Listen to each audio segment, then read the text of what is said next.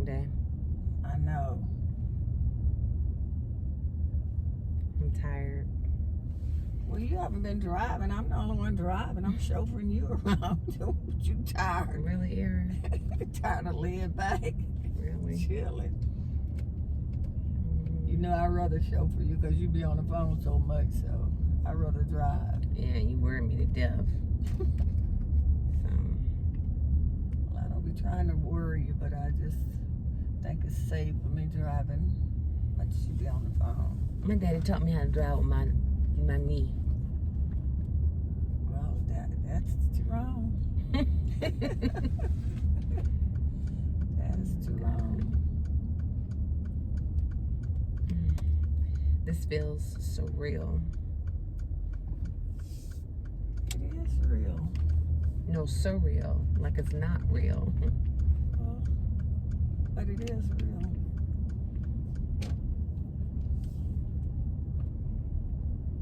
Some things you just have to deal with, you know.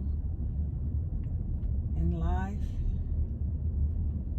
some rain must fall, as some say. So some things we just gonna have to go through. So young, so early, you know. Yeah, I know. Her dad passed early too. Both of them was young. I think that's what's difficult for me, like knowing that both of them, you know, died so young, and it's so much more. Like even what we're doing right now, you know, like I can't believe that she's not gonna be able to, you know, see the finished product. And when I started my fertility journey, you know, she was with me in Atlanta, and you know, it's crazy. Yeah. Oh, well, are you afraid of dying too? Or is that why are you scared? Or? I don't think I'm afraid of death, Well, because I know, God forbid, but if I did die, I feel comfortable and I know where I would go. I think it's just, I know that based off of doctors, I'm not supposed to be here. yeah. And I guess just, Well, that just shows you about life. You're not supposed to be here, but somehow the Lord allowed her to be taken. So you just don't know. We don't know where death is. That's why we have to try to live the best we can, love everybody, try to do what's right.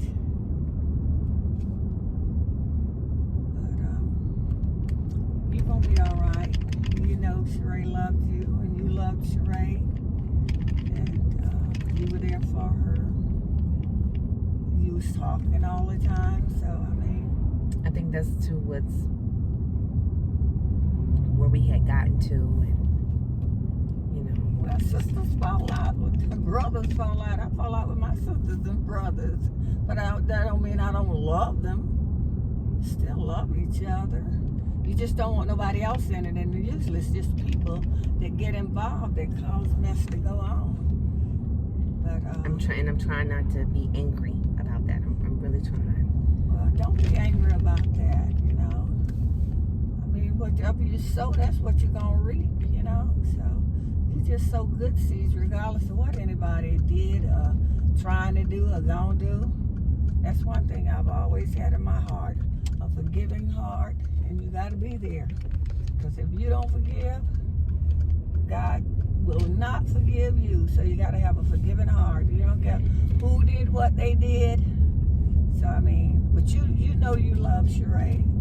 Sheree loved you. Even when you went in the house and you saw y'all pictures on the dress and everything, you know, regardless of what people were saying and doing, she was still loving you, and you was loving her. So I mean. And that's just it. And she knew you loved her. She knew you would do anything in the world for her, because she would always tell me, if my sister got, I got.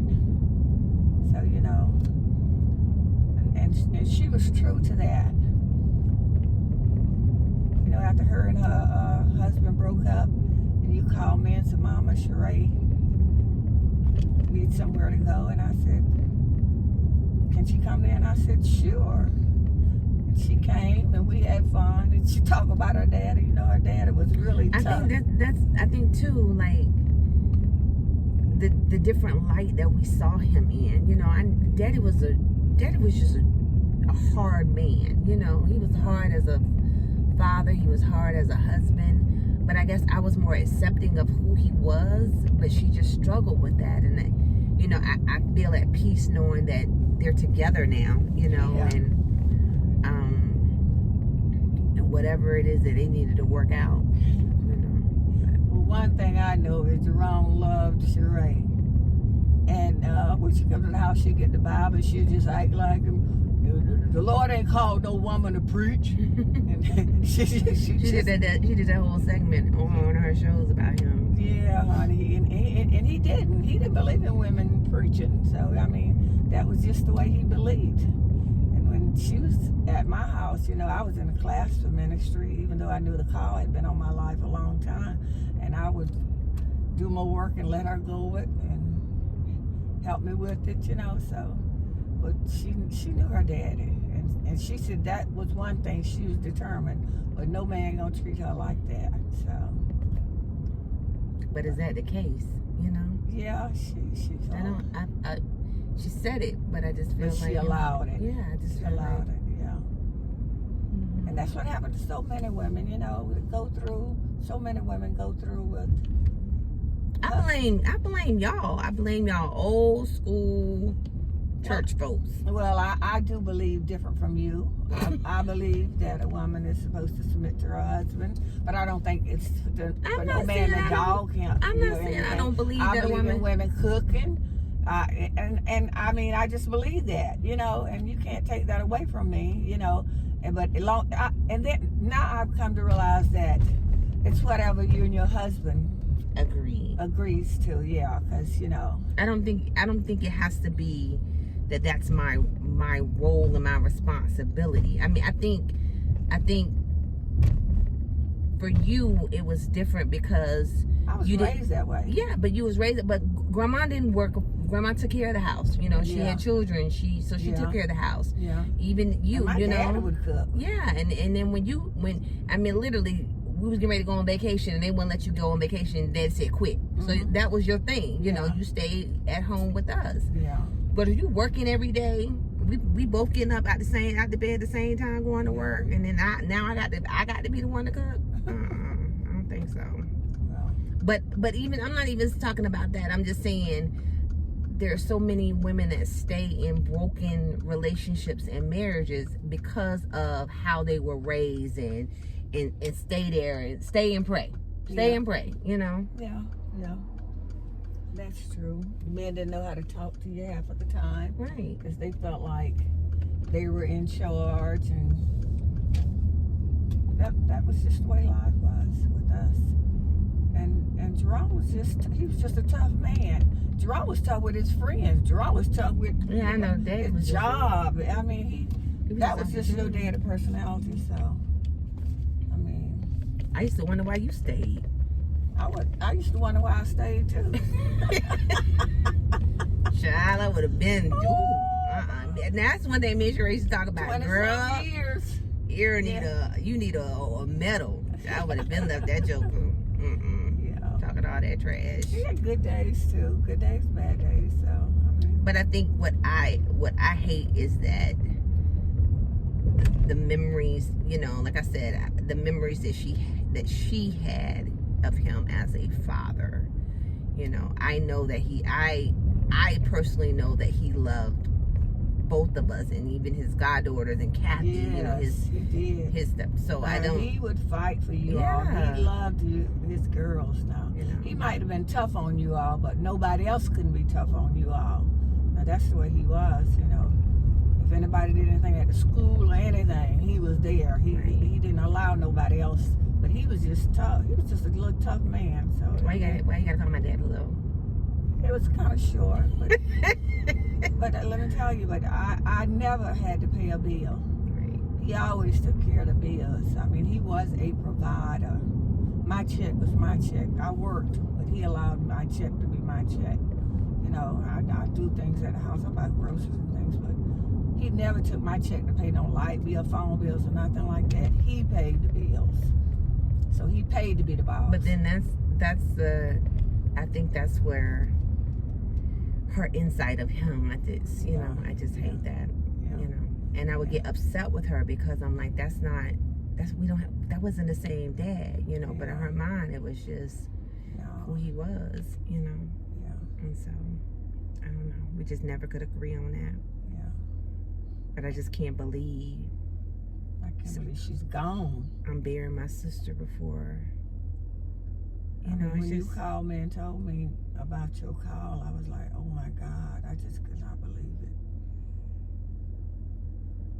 Some things in life you just don't know where death is. I just want her children to be okay. Oh, they're gonna be okay. Sharetta's there, and she know we're here for her, so she's gonna have nothing to worry about. So she's gonna be okay, and she knows that. When she was up here the other week, she said she's going to come at least once a month because she need her family. So she's going to be okay. But did she, I don't know. It's been so many years. You know, I want to try to get all that back. All that time. You all had a good time, Earica. You all had we did, but there were so many years missing. You know, so many years missing. Some things you can't get back. God for the ones that you had and the good times that you had. Don't let the devil plague your mind about anything else.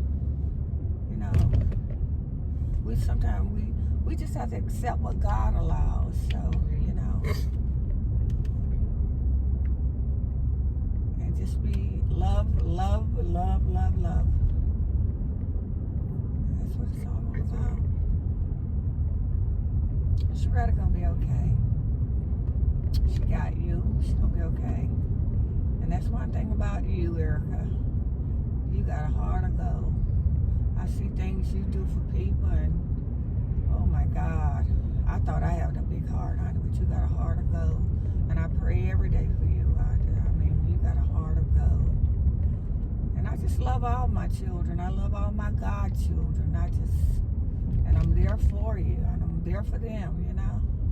And that's all you can be.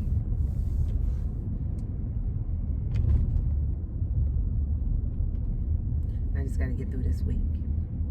You'll be good. You're going to get through it. You're going to get through it. We're going to have a good time. On the hill, just how she would want it. Yeah. We're going to have a good time. Loud. I'm glad I'll be able to spend a little time with her mom too, because I've never really, as an adult, spent any time with her.